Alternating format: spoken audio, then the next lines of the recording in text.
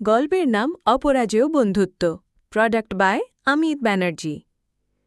গ্রামের নাম ছিল কুন্তিপুর। সেই গ্রামে বাস করত দুই ঘনিষ্ঠ বন্ধু, রাজু আর বাবাই। ছোটবেলা থেকে তারা একসাথে খেলত, স্কুলে যেত, নদীতে মাছ ধরত আর একে অন্যের সুখ দুঃখে পাশে থাকত। রাজু ছিল চুপচাপ, ভেবেচিন্তে কথা বলত, আর বাবাই ছিল দুষ্টু আর প্রাণচঞ্চল। একদিন খবর এলো গ্রামে একটা বড় শিল্প প্রকল্প আসছে, অনেক কাজের সুযোগ হবে, কিন্তু তার জন্য জমি অধিগ্রহণ করা হবে। বাবাইয়ের বাবা ছিলেন গ্রামের অন্যতম বড় জমির মালিক। রাজুর পরিবার ছিল গরিব, দিন আনে দিন খায়। বাবাইয়ের পরিবার কোম্পানির সঙ্গে চুক্তি করে বড় অঙ্কের টাকা নেয়, কিন্তু রাজুর পরিবার রাজি হয়নি। তারা তাদের শেষ সম্বল মাটি ছাড়তে চায়নি।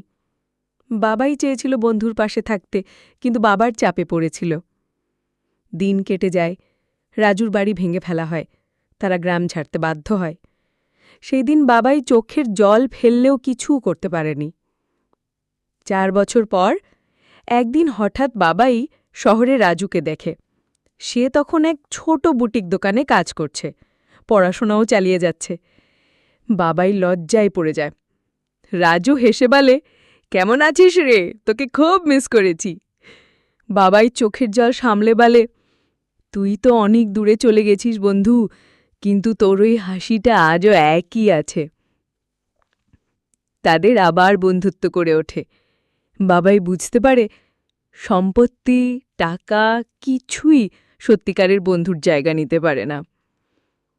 এরপর বাবাই নিজের জমির একটা অংশ দিয়ে শহরের গরিব ছেলেমেয়েদের জন্য একটা শিক্ষা কেন্দ্র খোলে। রাজু সেখানে শিক্ষকতা করতে শুরু করে। গ্রামের সবাই অবাক হয়ে দেখে, দুজন দুই দিক থেকে হারিয়ে গিয়ে আর একসাথে এসেছে, একে অন্যের হাত ধরে। বন্ধুত্বের সত্যিকারের মানে ওরা দুই বন্ধু সবার সামনে প্রমাণ করে দেয় যে মাটির চেয়ে বন্ধুত্ব বড়, আর সময়ের চেয়ে বিশ্বাস বেশি শক্তিশালী। Product by Amit Banerjee.